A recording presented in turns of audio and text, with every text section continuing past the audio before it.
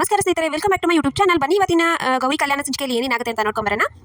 ಕಾಂತ ಆ ಸಿಂಗರ್ಗೆ ಜ್ಯೂಸ್ ಕೊಟ್ಟಿರ್ತಾಳೆ. ಅವಳು ಸ್ವರನೇ ಹೊರತಾ ಇರೋದಿಲ್ಲ. ಏನೋ ಆಗಿದೆ ನನ್ನ ಗಂಟ್ಲಿಗೆ ಅಂತ ಅನ್ಕೊತಿರ್ತಾಳೆ. ಅಷ್ಟರಲ್ಲಿ ಕಾಂತ ನೋಡು ಹೇಗೆ ಮಾಡಿದ್ದೀನಿ ಅವಳಿಗೆ, ಇವಾಗ ನೀನು ಅದ್ರ ಬದಲು ನೀನು ಹಾಡಾಡು ಅಂತ ಹೇಳಿ ಆ ಸಿಂಗರ್ ಹತ್ರ ಹೋಗಿ, ಅಯ್ಯೋ ಎಷ್ಟು ಚೆನ್ನಾಗಿತ್ತು ನಿಮ್ದು, ಹೀಗೆ ಆಯಿತು, ನೀವೇನು ಟೆನ್ಷನ್ ಮಾಡ್ಕೋಬೇಡಿ, ನನ್ನ ಮಗಳಿದಾಳೆ ಅವಳು ಹಾಡ್ತಾಳೆ ಅಂತ ಹೇಳ್ತಾಳೆ. ನಾನು ನನಗೆ ಹಾಡಕ್ಕೆ ಬರ್ತಮ್ಮ ಅಂತ ಹೇಳಿ ಒಂದೆರಡು ಹಾಡ್ತಾಳೆ. ಅದು ಇಷ್ಟು ಹಾಡ್ತಾ ಇದೆಯಾ, ನಾನು ಗೌರಿನ ಹಾಡಕ್ಕೆ ಅಂತ ಹೇಳ್ತಾಳೆ. ಹೌದಲ್ವಾ ಅಂತ ಹೇಳಿ ಗೌರಿ ಎಲ್ಲಿ ಅಂತ ಹೇಳಿ ಹುಡ್ಕೊಂಡು ಹೋಗ್ತಿರ್ತಾಳೆ. ಗೌರಿ ಆಲ್ರೆಡಿ ಆಟೋ ಹೋಗ್ತಿರ್ತಾಳೆ. ಅಷ್ಟರಲ್ಲಿ ಅವರ ಅಮ್ಮ ಬಂದು, ಗೌರಿ ನಿಂತ್ಕೊಳ್ಳೋ ಮಾತಾ ಇಲ್ಲ, ನಾನು ಹೋಗ್ತಾ ಇದ್ದೀನಿ ಅಂತ ಹೇಳ್ತಾರೆ.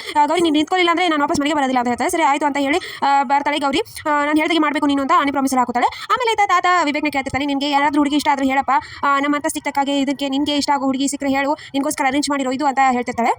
ಇತ್ತ ಗೌರಿಗೆ ಮೋನಿಕಾಗೆ ಹಾಡು ಹೇಳ್ಕೊಡಮ್ಮ ಒಂದೆರಡು ಲೈನು, ಅವಳು ಮುಂದಿನ ಹೇಗೋ ಮ್ಯಾನೇಜ್ ಮಾಡ್ಕೋತಾಳೆ ಸ್ಟೇಜ್ ಮೇಲೆ ಹಾಡು ಹಾಡಕ್ಕೆ ಅಂತ ಹೇಳ್ತಾರೆ. ಇವಾಗಲೂ ಅಂತ ಹೇಳ್ತಾರೆ. ಹಾಂ ಸರಿ ಆಯಿತು ಅಂತ ಹೇಳಿ ಒಂದೆರಡು ಲೈನ್ ಹೇಳಕ್ಕೆ ಹೋಗ್ತಾಳೆ. ಆಕೆ ಮೋನಿಕಾ ಹಾಡೋದನ್ನ ಕೇಳಿ ಅವ್ರ ಅಮ್ಮನಿಗೆ ಅವ್ರ ತಂಗಿಗೆ ಹುಚ್ಚಿರುತ್ತೆ, ಇದು ಈ ಥರ ಹಾಡಿದ್ರೆ ಎಲ್ಲರೂ ಓಡೋಗ್ತಾರೆ ಅಷ್ಟೇ ಅಂತ ಹೇಳಿ ಇದು ಮಾಡ್ತಿರ್ತಾರೆ. ಆಮೇಲೆ ಈತ ಗೌರಿ ಅವರ ಅಪ್ಪ ಹಾಗೆ ಅವ್ರ ಅತ್ತೆ ಇಬ್ಬರು ಮನೇಲಿ ಕಾಯ್ತಿರ್ತಾರೆ. ಹೋಗಿ ಎಷ್ಟೊತ್ತಾಯಿತು, ನನ್ನ ಕಾಂತ ಏನಾದರೂ ಎಡ್ವರ್ಟ್ ಮಾಡಿ ಗೌರಿನ ಸಿಕ್ಕಾಕ್ತಾಳೆ ಅಂತ ಭಯ ಆಗ್ತಾ ಇದೆ ಅಂತ ಹೇಳ್ತಿರ್ತಾನೆ.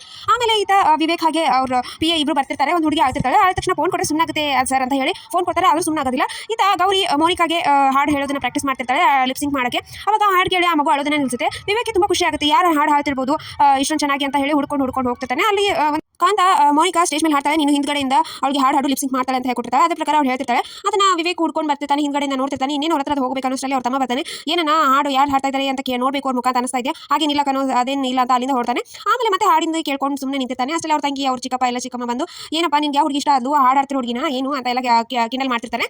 ಆಮೇಲೆ ಆಯ್ತಾ ಚಂಚಲ ಆಗಿ ಅವ್ರ ಮಗ ಇಬ್ರು ಯೋಚನೆ ಮಾಡ್ತಿರ್ತಾರೆ, ಯಾಕಮ್ಮ ಈ ಥರ ಇದೆಯಾ ಅಂತ.